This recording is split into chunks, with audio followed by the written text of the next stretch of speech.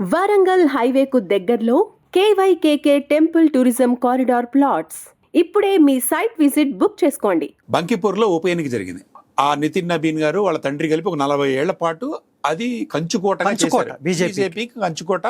అప్పుడు పోటీ చేయడానికి సుముఖంగా లేరు. ఆయన ఏమన్నాడంటే, నేను ఒక చోట పోటీ చేస్తే మిగతా చోట్ల ప్రచారానికి ఇబ్బంది అవుతుంది, అది నాకు మంచిది కాదు, మా పార్టీకి మంచిది కాదు, ఎక్కితే అందలం ఎక్కుతాం లేకపోతే నేల మీద డబీమని పడతాం అనే మాట అంటూ వచ్చాడు. అయోధ్యలోనేమో ఆ హుండీ చోరీ జరిగింది. ఆ ఢిల్లీలో జంతర్ మంతర్ దగ్గర బొద్దింకల పార్టీ గొడవ జరిగింది. అదే టైంలో పాట్నాలో లాఠీచార్జ్, పాట్నాలో గొడవ జరిగింది.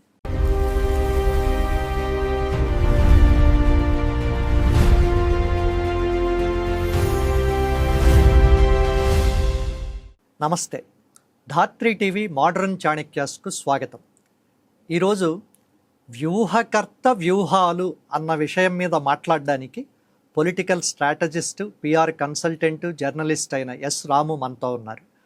వ్యూహకర్తలు రాజకీయ పార్టీలకో లేక కార్పొరేట్ కంపెనీలకో వ్యూహాలు, ప్రణాళికలు, ఈ స్టేజ్లో ఇవి చెయ్యాలి ఇలాంటివి చెప్తారు. వ్యూహకర్తే రంగంలోకి దిగితే ఎలా ఉంటుంది, ఆ విషయం మీద ఈ చర్చ. వెల్కమ్ రామ్. జగమెరిగిన వాడికి అన్నట్లు ప్రశాంత్ కిషోర్ గురించి ఇంట్రడక్షన్ చెప్పక్కర్లా. భారతదేశంలో ముఖ్యమంత్రులకు, ప్రధానమంత్రికి, ఇతర రాజకీయ పార్టీలకు చాలా దాని ఏమంటారు గొప్ప విజయ సూత్రం ఏదో అందించాడు అని నేషనల్ లెవెల్లో గొప్ప సెలబ్రిటీ అయ్యాడు. ఆ వ్యూహకర్త కాస్త వ్యూహాలు ఇవ్వడము లేక వ్యూహాలు రచించడం నుంచి ఏకంగా రాజకీయ పార్టీనే పెట్టాడు, జన్ సురాజ్ పార్టీ. ఆయన సొంత రాష్ట్రం బీహార్లో పోటీ చేశాడు, దారుణంగా ఓడిపోయాడు. ఇప్పుడు సడన్గా మళ్ళీ మెరుపులాగా ఒక ఉప ఎన్నికలో గెలిచాడు. అక్కడేమో అంతకుముందు పూర్తిగా ఓడిపోవడానికి, ఉప ఎన్నికలో ఇంత అద్భుతంగా గెలవడానికి ఈ మధ్యలో ఏం జరిగింది అంటే, యాక్చువల్లీ ప్రశాంత్ కిషోర్ రాజకీయ ప్రస్థానం అనేది ఒక ఆసక్తికరమైన విషయంగా దేశవ్యాప్తంగా చర్చ జరుగుతుంది. అప్పుడు పోటీ చేసిన చోట్ల ఒక 2 చోట్ల తప్ప మిగతా చోట్ల డిపాజిట్ కూడా కోల్పోయారు.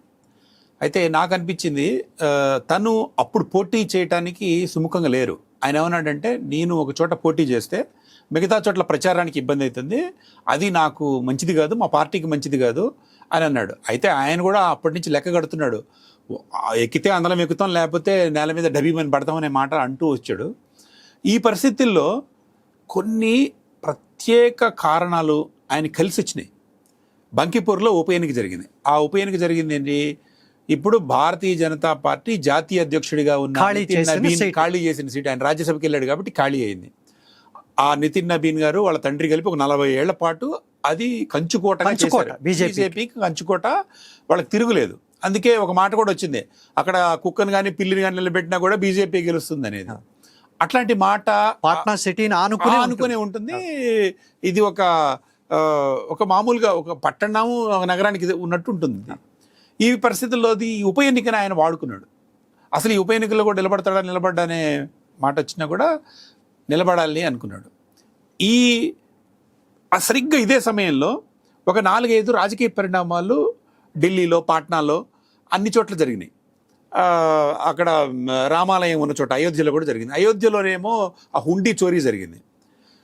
ఢిల్లీలో జంతర్ మంతర్ దగ్గర బొద్దింకల పార్టీ గొడవ జరిగింది. అదే టైంలో పాట్నాలో లాఠీచార్జ్, పాట్నాలో గొడవ జరిగింది. ఇవన్నీ జరుగుతూ ఉండగానే వాళ్ళ ఇంటర్నల్గా మన బీహార్లోనే ఒక ప్రాబ్లం వచ్చింది. అక్కడ భరత్ తివారీ అనే ఒక యూట్యూబర్ ఉన్నాడు. యూట్యూబర్ కాదు, అతను ఫేస్బుక్ ఎక్కువ వాడుతుంటాడు. ఒక లోకల్ ఇన్ఫ్లుయెన్సర్ అతను వాళ్ళ విలేజ్కి సంబంధించి వరదలు వస్తున్నాయి, ఆ వరదల గొడవలు ఉన్నాయి, దాన్ని పట్టించుకోండి అని పోలీసులతో గొడవ జరిగింది. పిస్టల్ చూయిస్తాడు.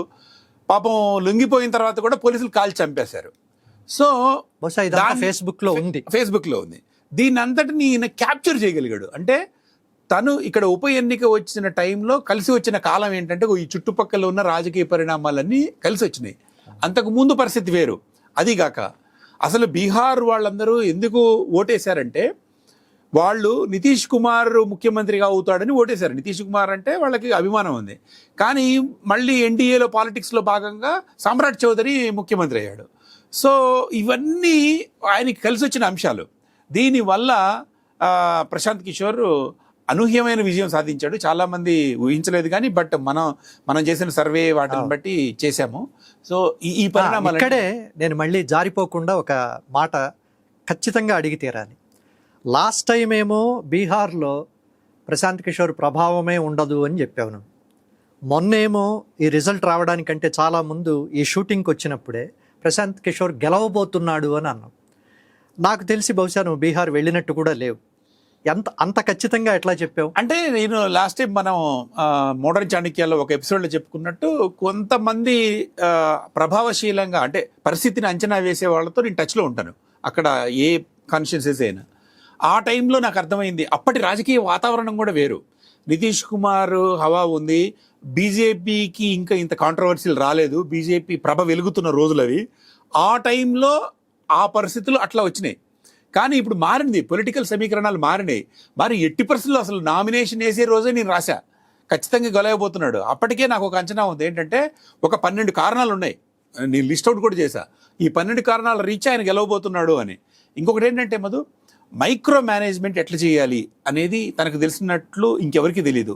ప్రధానంగా అసలు ఈయన వ్యూహాలు ఏంటి, ఈ వ్యూహకర్త వ్యూహాలు ఏంటి అని మనం చూడదలుచుకుంటే ఫస్ట్ అండ్ ఫార్మోస్ట్ ఏంటంటే తను భయంకరమైన ఓటమి చవి చూసి డబ్బులు చాలా పోగొట్టుకున్నా కూడా కాడి వదిలేసి పారిపోలేదు, ఫీల్డ్లో ఉన్నాడు. ఫీల్డ్లో ఉండడం అనేది ఒక ఇంపార్టెంట్ థింగ్. రెండోది ఏంటంటే ఎట్లయినా ఒక ఉప ఎన్నిక వస్తుంది, ఆ ఉప ఎన్నికలో తను పోటీ చేస్తాడని తెలుసు. అందుకనే ప్రజలకు ఏం చెబుతున్నాడంటే నేను బయటికి పోయే మనిషిని కాదు, 100 కోట్ల రూపాయల డబ్బులు వచ్చేది కూడా వదిలిపెట్టి ఇక్కడికి వచ్చాను, నేను మీ మనిషిని మీకోసం ఉంటున్నానని ఈ ఉప ఎన్నికకు ముందే పాట్నా అవుట్స్కట్స్ లో ఆశ్రమం, ఒక ఫామ్ హౌస్ తీసుకుని ఒక ఆశ్రమం పెట్టాడు, నేను ప్రజల మధ్యనే ఉండడానికి వచ్చాను అని. ఇంకొకటి రాజకీయ పార్టీల నుంచి చాలా ఆఫర్స్ వచ్చినా తిరస్కరిస్తూ వస్తున్నాడు. ఇది కాక ఖచ్చితమైన అంశాలు ఏంటి, పరిస్థితులు ఏంటి అంటే ఏ ప్రచారాంశాలు పట్టుకుంటే మనం గెలుస్తామనేది పట్టుకున్నాడు. ఇంతలో మనం ఇందాక అనుకున్నట్టు వివిధ అంశాలు కలిసి వచ్చినాయి. ఇంకా అన్నిటికన్నా ముఖ్యంగా మైక్రో మేనేజ్మెంట్ ఎట్లా చేశాడంటే, అంటే ఆయన మైక్రో మేనేజ్మెంట్లో సిద్ధవసుడు. ఇదివరకు భారీ బహిరంగ సభల మీద రాజకీయ నాయకులు ఆధారపడేవాళ్ళు, కానీ ఈయన పొలిటికల్ అన్ని మార్చాడు. అంటే ప్రజల దగ్గరికి వెళ్ళటం ఎట్లా, చాయ్ పై చర్చ అలాంటివి చాలా పెద్ద పెద్ద కార్యక్రమాలు చేశాడు ఆయన. సో ఆయన కూడా ఏం చేశాడంటే గల్లీ తిరగడం మొదలుపెట్టాడు. ఎక్కడ బహిరంగ సభలు లేవు. ఇదే ఫార్ములా విజయ్ గారు కూడా తమిళనాడులో అనుసరించాడు. పెద్ద పెద్ద బహిరంగ సభలు లేవు, బీజేపీ వాళ్ళు రోడ్డు షోలు అడావుడి చేస్తున్నా కూడా ఈయన ఏళ్ళ పోవడం, దండం పెట్టడం, 4-5 ప్రచారాంశాలే మధు. అవన్నీ కూడా ఎంత ప్రభావశీలంగా ఉన్నాయంటే చాలా అద్భుతమైన వ్యూహం అది. ఆ ప్రచారాంశాలు ఎన్నుకున్నవి ఏంటంటే ఈ బీజేపీ మతం పిచ్చి పెట్టి మిమ్మల్ని అందరినీ ఇబ్బంది పెడుతుంది, మతానికి జాతి అంటారు వాళ్ళు, జాతికి ఎదిగి జాతి అవతల ఆలోచించి మీరు ఓటేయండి అన్నాడు. ఇంకొకటి మన పిల్లలు ఈ పిచ్చి పిచ్చి బస్సుల్లోనూ వాటిల్లో వలసలు పోతున్నారు, మనం ఇన్ని రోజులు వలస కార్మికుల్లాగా బతకడం కోసమేనా బీహారీలు పుట్టింది అనే ఒక ఉత్తేజం తెచ్చాడు, ఒక ఇమోషన్ క్రియేట్ చేయగలిగాడు, ఆత్మగౌరవం. రెండోది దానికి లింక్ చేస్తూ గుజరాత్కి ఎట్లా కొట్టాడంటే, అయ్యా మోడీ గారు మీరు గుజరాత్కి సూపర్ స్పెషాలిటీ సూపర్ ఎక్స్ప్రెస్లు పెట్టుకోండి, వేసుకోండి రైళ్లు, కనీసం మా బీహార్ వాళ్ళకి ఒక మంచి చిన్న బండి అయినా, చిన్న రైలు బండి అయినా ఇవ్వండి అని ఒక ఇమోషనల్ కనెక్ట్ చేశాడు. ఇంకోటి చెప్పాడు, 5 కిలోల బియ్యానికి మీరు ఆశపడుతున్నారు, మీ పిల్లల భవిష్యత్తుని తాకట్టు పెడుతున్నారు, ఇదంతా ఎన్ని రోజులు వలసలకు వెళ్దాం మనం, ఈ వలసలకు వెళ్తే మనం బతకలేము, మీరు పిల్లల గురించి ఆలోచించండి. పైగా ఇప్పుడు బీజేపీ ప్రభుత్వం ఉంది, నన్ను ఎన్నుకుంటే పెద్ద ప్రభుత్వం కూడా మారేదేం లేదు, మీకు గొంతుకగా నేను ఉండాలి అనుకుంటే నాకు ఓటు ఇవ్వండి అని. కాయస్థులు ఎక్కువ ఉంటారు అక్కడ, కాయస్థ కమ్యూనిటీ వాళ్ళు ఉంటారు, వాళ్ళందరినీ కూడా వాళ్ళందరూ కూడా ట్రెడిషనల్గా బీజేపీకి తప్ప ఎవరికి ఓటేయరు, వాళ్ళందరినీ కూడా కన్విన్స్ చేసే ప్రచారాస్త్రాలని నేను వ్యూహంగా వాడుకున్నాడు. వీటన్నిటి రీత్యా ఆయన గెలుపు తథ్యమని నాకు ముందే అర్థమైంది. 19,000 ఓట్ల మెజారిటీతో ఆయన గెలిచాడు. ఇది చాలామంది ఊహించలేదు కానీ బట్ ఈయన ప్రాతిపదిక చాలా బాగుంది. నిజానికి ఒక పెద్ద ఎన్నికలో ఓడిపోయి ఉప ఎన్నికలో గెలిచిన మనిషి ఏం చేశాడనేది ఒక వ్యూహాలు అర్థం చేసుకోవాలనుకునే వాళ్ళకి ఒక కేస్ స్టడీగా ఉపయోగపడుతుంది. ఇప్పుడు ఇక్కడి నుంచి మొదలుపెట్టి ఢిల్లీకి వెళదాం. ఈ గెలుపును ఎట్లా జాతీయ రాజకీయాలు శాసిస్తాయి, లేక ప్రాంతీయ పార్టీల్లో పార్టీల వాళ్ళు దీన్ని ఎలా చూడాలి, ఈ ఎన్నిక చెప్పే తరువాత పాఠాలు లేక దీని ప్రభావాలు ఏమిటి? అంటే యాక్చువల్లీ ఎన్నిక ఒక చిన్న ఉప ఎన్నిక, పెద్దగా రాష్ట్ర రాజకీయ సమీకరణాలు ఏమి మార్చే అవును, ఎన్నిక ఇప్పుడు కాదు. మధ్యప్రదేశ్ లో ఏదో ఉంది, గుజరాత్ లో గెలిచింది, మనం కాన్స్టిట్యున్సీ ఏదో కూడా అది మనం తెలుసుకోవట్లేదు. పట్టించుకోవాల్సిన అవసరం లేదు. కానీ ఇది ఎందుకు కీలకం అంటే ఫస్ట్ అండ్ ఫార్మోస్ట్ బీజేపీ కంచుకోట లాంటి చోట బీజేపీ ఒక 30-40 ఏళ్ల నుంచి శాసిస్తున్న ఒక నియోజకవర్గాన్ని కొట్టగలిగాడు. First point. అంటే పైగా ప్రస్తుత జాతీయ జాతీయ అధ్యక్షుడు చేసిన చేసి, ఇంకొకటి నేషనల్ లీడర్స్ చాలా మంది అక్కడికి వచ్చి ప్రచారం చేసినా కూడా గెలిచాడు. ఇంకొకటి, భారతదేశంలో ముందెందుడు లేని విధంగా యువత ఈ ప్రభుత్వం పట్ల అసంతృప్తిని వ్యక్తం చేసి రోడ్ల మీదకు వచ్చి తీవ్రమైన నిర్బంధాన్ని ఎదుర్కొని లాఠీ చార్జీ జరుగుతున్నా కూడా మాకు ఈ విద్యామంత్రి వెళ్ళిపోవాల్సిందే అని పట్టుబట్టి వెళ్ళగొట్టిన తర్వాత జరిగిన ఎన్నిక ఇది. ఈ పరిణామం ఉంది. ఇంకొకటి, ఎంతో పవిత్రమైన అయోధ్యలో హుండీ చోరీ జరిగింది అనే ఒక పరిణామం జరిగింది. అంటే ఇవన్నీ కూడా ఫస్ట్ టైం ఈ 3 దఫాలుగా ప్రధానమంత్రి అయిపోయిన తర్వాత మోదీ గారికి వ్యతిరేక పవనాలు కనిపిస్తున్నాయి. ఇప్పుడు ఈ టైంలో జరుగుతున్న ఎన్నిక కాబట్టి దీని మీద ఫోకస్ ఉంది. నిజానికి ఇక్కడి నుంచి బీజేపీ ఆర్జేడీలు పాఠాలు నేర్చుకోవాల్సింది ఎంతైనా ఉంది. ఎందుకంటే బీజేపీ ఓటు బ్యాంక్ని ఆర్జేడీ సగం కోసేశాడు ఈయన. అంతకుముందు 4.35 ఏదో వచ్చింది, ఇప్పుడు 49 పాయింట్ వచ్చేసాడు. బాగా తీసుకున్నాడు. ఆ 2 ఓట్లకి గండి కొట్టగలిగాడు, ఆర్జేడీకి బీజేపీకి. ముఖ్యంగా బీజేపీ దీని నుంచి నేర్చుకోవాల్సిన లెసన్ ఏంటంటే something is going wrong. Course correction చేసుకోవడానికి ఇది ఒక పెద్ద సూచిక. ఎందుకంటే మొన్ననే ఎన్నికలు జరిగినాయి, ఈ మరుసటి ఉప ఎన్నికల్లోనే ఈ ఫలితం వచ్చింది అంటే దేశవ్యాప్తంగా పరిస్థితి బాగలేదని. ఇంకొకటి ఏంటంటే ప్రశాంత్ కిషోర్ గారికి కలిసి వచ్చిన అంశంలో చెప్పుకోవాల్సింది యువత. చాలామంది యంగ్స్టర్స్ అక్కడికి వచ్చి ప్రచారం చేశారు ఈయన కోసం అనేది. ఇంటింటికి వెళ్ళి ప్రచారం చేసిన వాటిలో ఉన్నారు. యువత ఇప్పుడున్న కేంద్ర ప్రభుత్వ విధానాల పట్ల వాళ్ళు గొప్ప అంశాలుగా ఫీల్ అవుతున్న వాటి పట్ల హ్యాపీగా లేరు అనడానికి ఇది. ఇప్పటికిప్పుడు ప్రభుత్వం పడకపోవచ్చు, ఏదైనా బీటలు మాత్రం వారింది. కానీ అలార్మింగ్ బెల్స్ అనేది స్పష్టంగా చెప్పవచ్చు. చెంపపెట్టు అని కొంతమంది అంటారు, అలార్మింగ్ బెల్స్ అని కొంతమంది అంటారు. కానీ బీజేపీ అధినాయకత్వం ఖచ్చితంగా దీని నుంచి ఒక గుణపాఠం నేర్చుకోకపోతే మాత్రం ఇలాంటి ఫలితాలే ఉత్తరప్రదేశ్, ఇప్పుడు కొన్ని ఎన్నికలు జరగబోతున్నాయి, పంజాబ్ చోట జరగబోతున్నాయి, వచ్చే అవకాశాలు మాత్రం ఉన్నాయి. నిజానికి బంకిపూర్లో బీజేపీ ఓటమి బీజేపీ ఎన్డీఏకే మంచిది. ఎందుకంటే కోర్స్ కరెక్షన్ చేసుకోవడానికి ఇది ఒక పాఠంగా నేర్చుకోవడానికి ఆస్కారం ఉంటుంది.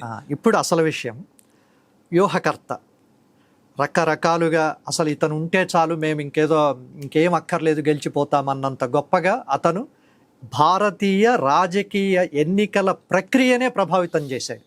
అంతగా గొప్ప ఇది. అలాంటి వ్యూహకర్త కాస్త ఆ రోల్ నుంచి ఇదొద్దు, నేను ఇన్నాళ్ళు రాజకీయ నాయకులకు ఏదో వాళ్ళను తయారు చేయడం కాదు, నేనే రాజకీయ నాయకుడు, అలా మారాలని ఎందుకు అనిపిస్తుంది? అంటే యాక్చువల్లీ ఈయన యునైటెడ్ నేషన్స్లో పనిచేసిన తర్వాత ప్రధానమంత్రి మోడీ గారికి చేశారు. తర్వాత దానికి అర్థమైంది దానికి, అంటే ఎట్లా గెలిపించాలి అనేది, టెక్నిక్స్ ఏంటని. దాంట్లో ఆయన ఎక్స్పర్ట్ కాదు, దాన్ని ఒక ప్రాక్టీస్ చేసుకుంటూ పాఠాలు నేర్చుకుంటూ వచ్చాడు. ఆయన వచ్చిన తర్వాత ఆయనకి బీహార్ మీద చాలా ప్రేమ ఉంది. బీహార్ తీవ్రమైన అన్యాయానికి గురవుతుంది అని, అందుకే నితీష్ కుమార్ పార్టీలో కూడా చేరి ఏదైనా చేయాలనే తపన మాత్రం ఆయనకు తీసుకున్నాడు. కానీ వాళ్ళకి పడలేదు. అయితే ఒకటి, ఫస్ట్ ఆయన గురించి మాట్లాడుకోవాలనుకుంటే భారతదేశ రాజకీయ వ్యవస్థలో అసలే డబ్బుల పంపిణీ ఎక్కువైపోయింది అనుకుంటుంటే ఈయన కూడా దానికి కంట్రిబ్యూట్ చేశాడు. భారీ ఎత్తున మొత్తాలు తీసుకుని వ్యూహాలు ఇచ్చాడు. పైగా వ్యూహాల్లో పిచ్చి సెంటిమెంట్లని కూడా చొప్పించేశాడని ఎలిగేషన్ ఉంది. అది ఆయనకి ఫుల్ పాజిటివ్ మార్క్స్ వేయాల్సిన అవసరం ఏం లేదు. కానీ నాకు కూడా అందులో రిజర్వేషన్. ఎందుకంటే ప్రజాస్వామ్యాన్ని అలా ఎక్కడో కూర్చుని రూమ్ లో కొన్ని పోస్టులతోనూ 4 వీడియోలు ఇమోషన్స్ రెచ్చగొట్టడం అనేది చేయకూడదు. కానీ అది ఒక పద్ధతిగా ఆయన ఏంటంటే ఒక వ్యవస్థీకృతం చేశాడు ఆయన. మీరు ఇమోషనల్ రెచ్చగొట్టైనా గెలవటం మాత్రమే ఫైనల్. మనము నీతి నిజాయితీ బై హుకర్ క్రుక్ అంటారు, ఎట్లయినా గెలవాలనే ఒక టెంప్లెట్ క్రియేట్ చేశాడు. దాన్ని పట్టుకొని అన్ని చోట్ల ఎదుగుతున్నారు. అది ఒక విషయం. రెండోది ఏంటంటే బీహార్ మీద నిజంగా భక్తి ఉంది. ఎందుకంటే బీహార్ని ఎవరైనా ఏమైనా అన్నా కూడా ఆయన తట్టుకోలేడు. నిజానికి బీహార్ నుంచి భయంకరంగా వలసలు పోవడం కూడా అతనికి తట్టుకోలేకపోయాడు. అందుకని తను ఏదో ఒకటి చెయ్యాలి అని 3 సంవత్సరాల పాటు కష్టపడి ప్రచారం చేసి వీధి తిరిగి అసలు లాస్ట్ ఎన్నికల్లోనే ఏదైనా చేద్దాం అనుకున్నాడు. కానీ ఇప్పుడు ఈ ఎన్నికల్లో తను ప్రభావం చూపించడానికి ఒక అవకాశం దొరికింది, దాన్ని వాడుకున్నాడు. అయితే ఇంకేంటంటే ఈయన ఎన్నిక కావడం వల్ల భయంకరంగా బీహార్లో ఏం మార్పులు రాకపోవచ్చు, కానీ ఆ మాట ఆయన అంటున్నాడు. కానీ ఆయన అంటున్నాడు, ఈ రాత్రికి రాత్రి బెంగళూరు లాగా నేను మార్చలేను, నా ప్రయత్నం నేను చేస్తా. కానీ ఈ తీర్పు ఏంటంటే, నిజానికి బీజేపీ వాళ్ళు ఈ సామ్రాట్ చౌదరిని అని పెట్టారు, నేర చరిత్ర ఉంది, ఈ నేర చరిత్ర ఉన్న ఆయన ఎట్లా పెడతారు, మంచోడిని పెట్టండి అని నిన్న కూడా అంటున్నాడు. ఆయన మార్చాలి మీరు, అదే తీర్పు ఇచ్చారు ప్రజలు అని అంటున్నారు. అయితే ఒకటి ప్రజలు ఆనందించాల్సిన విషయం ఏంటంటే, నిజంగా బీహార్ బంకీపూర్ ప్రజలను అభినందించాలి. ఎందుకంటే తమ పక్షాన బీజేపీకి పట్టం కట్టినప్పటికీ కూడా బీజేపీని నిలువరించడానికి, బీజేపీని ప్రశ్నించడానికి ఒక మనిషి కావాలని వాళ్ళు డెసిషన్ తీసుకొని ఒక అద్భుతమైన విజయాన్ని అందించారు. ఇది గొప్ప విషయం, బ్యూటీ ఆఫ్ ప్రజాస్వామ్యం ఇది. బాబు మా గురించి మాట్లాడు నువ్వు, లేకపోతే పరిస్థితి బాగలేదు అని పంపించారు. ఈ బాధ్యతని ఆయన నిజంగానే బాగానే దాన్ని నిర్వర్తించే అవకాశం ఉంది. ఎందుకంటే ఆ కెపాసిటీ ఉన్న మనిషి. ఇప్పుడు బీహార్ పరిణామాలన్నీ కూడా ఈయన బీహార్ అసెంబ్లీలో రైజ్ చేసే అంశాలు నేషనల్ రిపుల్స్ క్రియేట్ చేస్తాయి. అది యూపీలో ఖచ్చితంగా ఇంపాక్ట్ చేయబోయే అంశము. ఇది బీజేపీ మాత్రం ఒక కోలుకోలేని దెబ్బ అనకపోకపోయినా ఒక రకమైన ఎదురు దెబ్బని మాత్రం చెప్పవచ్చు. ముగించే ముందు నీ వ్యూహాలకు సంబంధించే నాదొక ప్రశ్న. 92లో మనమిద్దరం జర్నలిజం క్లాస్మేట్స్, అంటే దాదాపు 34-35 ఏళ్ళుగా దాదాపు రోజు మాట్లాడుకుంటున్నాం. నా దగ్గర రకరకాల ఎన్నికలప్పుడు ఎన్నికలకు కనీసం నెల ముందు నువ్వు ఇచ్చిన, అంటే ఏ పార్టీ గెలుస్తుంది ఏది లేదు అన్నవి ఉన్నాయి.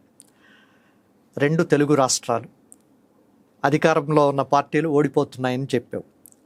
ఆ తర్వాత వెస్ట్ బెంగాల్ చెప్పావు. రీసెంట్గా నాకు మరీ ఆశ్చర్యంగా అనిపించింది తమిళనాడు, విజయ్ గెలవబోతున్నాడని చెప్పావు. ఇప్పుడు తాజాగా ప్రశాంత్ కిషోర్. సో కనీసం 6-7 ఉన్నాయి ఇక్కడ. వీటిల్లో బాగా పెద్ద పెద్ద వ్యవస్థలుండి, ఐఐఎంలు ఐఐటీల్లో చదువుకున్న బృందాలుండి, రాజకీయ పార్టీలతో 20 ఏళ్ళు 30 ఏళ్ళు పనిచేసిన వాళ్ళు ఉండి, సెఫాలజీని ఒక విద్యగా చదువుకున్న వాళ్ళు, ఇలాంటి ఒక్కొక్క పార్లమెంటుకు 20-25 మంది ఉన్నారు. నేను కొన్ని పార్టీలకు చూశాను, డేటా తెస్తారు, ఫోన్లలో మెయిల్స్లో ఏవో తెస్తున్నారు. వాళ్ళెవ్వరూ ఇంత యాక్యురేట్గా ఇవ్వాల. ఏమిటి విజయ రహస్యం? అయితే యాక్చువల్లీ ప్రశాంత్ కిషోర్ గారి సిస్టమ్ బిల్డప్ చేశారు. ఆ సిస్టమ్ నుంచి వచ్చిన వాళ్లే ఇప్పుడు రాజకీయ ముక్కలు వాళ్ళు బాగా వసూలు చేసుకుంటున్నారు. అయితే యాక్చువల్లీ దీంట్లో ఏంటంటే మధు, మనం ఇదివరకు మోడర్న్ చాణక్యలో చెప్పుకున్నట్టే, నాకు యాక్చువల్లీ పల్స్ రీడింగ్ చాలా, అంటే గ్రౌండ్ లెవెల్లోకి వెళ్ళి ఎవరితో మాట్లాడితే అక్కడ పరిస్థితి నాకు అర్థం కావడం పెద్ద కష్టం కాదు. అదే ఆ క్వాలిటీ నాకు ఉంది. ఒక 20 మందితో నేను మాట్లాడితే నాకు పిక్చర్ వస్తుంది. అంత తమిళనాడుతో అయితే ప్రపంచం అంతా కూడే కూర్చుంది, ఎట్టి పరిస్థితుల్లో మళ్ళీ డిఎంకే అధికారం అవుతుంది. కానీ వెంటనే నేను గతంలో చెప్పినట్టు ఏంటంటే, ఒక బెస్ట్ బ్రెయిన్స్ ఉన్నారు, ఫైనెస్ట్ బ్రెయిన్స్. ఆ ఎఫ్బి గురించి మాట్లాడుకున్నాం, 3 FBs గురించి ఒక ప్రీవియస్ ఎపిసోడ్లో మాట్లాడుకున్నాం. ఫైనెస్ట్ బ్రెయిన్స్తో మాట్లాడితే ఈజీగా అర్థమవుతుంది. అది కాకుండా ఒక గ్రౌండ్ విజిట్ చేసినా కూడా అర్థమవుతుంది. నేను బెంగాల్ వెళ్ళొచ్చా, బెంగాల్ వెళ్ళిస్తే నాకు అర్థమైంది 80% పోబోతుంది మమతా బెనర్జీ అని.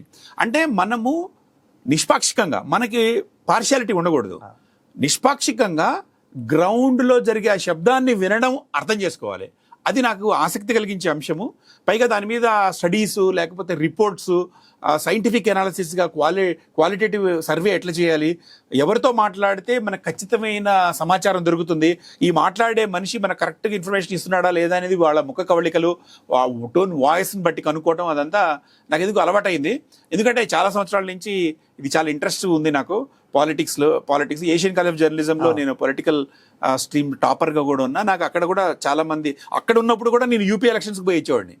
ఏషియన్ కాలేజ్ జర్నలిజంలో 2000లో ఉన్నప్పుడు నేను యూపీ ఎలక్షన్స్ కవరేజ్కి వెళ్ళి చూసి వచ్చా గ్రౌండ్ లెవెల్లో ఎట్లుంది. అప్పుడు మేము ప్రొటెక్ట్ చేసింది కూడా కరెక్ట్ అయింది. అంటే ఇది ఒక ఆసక్తి, ప్యాషన్తో చేస్తున్న అంశము.